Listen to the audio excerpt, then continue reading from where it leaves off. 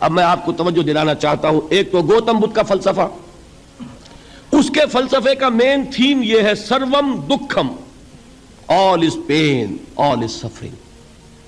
اور اس نے جو بھی اپنی محنت کی یہ تو اللہ ہی بہتر جانتا ہے کہ اسے بعد میں ملا کیا اور کیا نہیں ملا.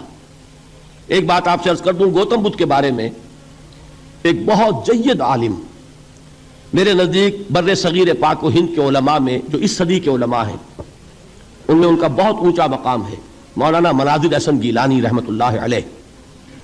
گیلان قصبہ ہے ایک بہار کا، وہاں کے رہنے والے تھے. ان کی زندگی زیادہ گزری حیدرآباد دکن میں، عثمانیہ یونیورسٹی میں استاد رہے. انہوں نے گوتم بدھ کے بارے میں یہ لکھا ہے کہ میرا یہ گمان ہے کہ وہ بھی اللہ کے نبی تھے، اور اس کی دلیل دی ہے.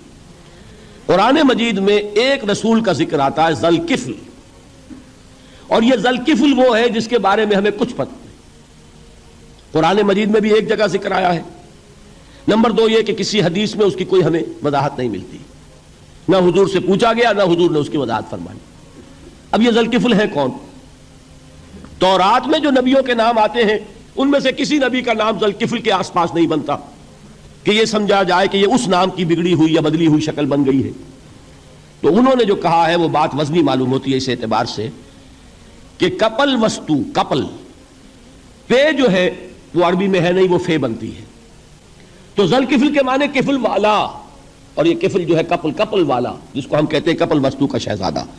تو انہوں نے یہ کہا ہے کہ گوتم بدھ کے بارے میں یہ خیال، یہ میں عرض کر دوں کہ اس کو ہم یقین سے نہیں کہہ سکتے، یہ ان کا گمان ہے، خیال ہے، واللہ عالم کہیں گے ہم، لیکن امکان ضرور موجود ہے. قرآن کہتا ہے وَلِكُلِّ قَوْمٍ ہاد، ہم نے ہر قوم میں ہادی بھیجے. وَإِن مِّن قَرْيَةٍ إِلَّا خَلَا فِيهَا نَذِيرٌ، کوئی بستی ایسی نہیں دنیا میں جس میں کوئی نہ کوئی خبردار کرنے والا نہ آیا ہو. تو یہ ممکن نہیں ہے کہ وہاں نبی نہ آئے ہوں، لیکن ان کی تعلیمات اتنی بدل گئی ہیں کہ ہم ان کو پہچان نہیں سکتے. حضرت مسیح علیہ السلام کی تعلیمات اگر عیسائیوں سے ہم سمجھیں تو کبھی بھی انہیں اللہ کا نبی نہیں مان سکتے. یہ تو قرآن مجید میں آ کر حضرت مسیح علیہ السلام کی اصل حقیقت ہمیں بتائی، ورنہ تو خدا کا بیٹا ثالث و ثلاثہ ان کو کیسے ہم مانتے ہیں؟ لیکن یہ کہ قرآن نے بتایا. تو جان لیجئے ہو سکتا ہے کہ گوتم بدھ بھی اللہ کے نبی ہو، لیکن ہو سکتا ہے کہ درجے میں کہیں گے، یقین سے نہیں کہیں. بہرحال گوتم بدھ نے اس دکھ، رنج، صدمہ، غم جو انسان کا مقدر ہے اس کا مشاہدہ کیا، اور پھر تپسیائیں کی، علم حاصل کیا، رشیوں منوں کے پاس گیا.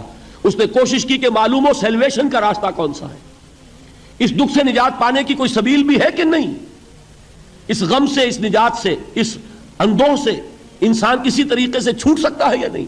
اسی کو سیلویشن کہتے ہیں انگریزی میں، اسی کو ہندی میں نروان کہتے ہیں، اسی کو عربی میں نجات کہتے ہیں.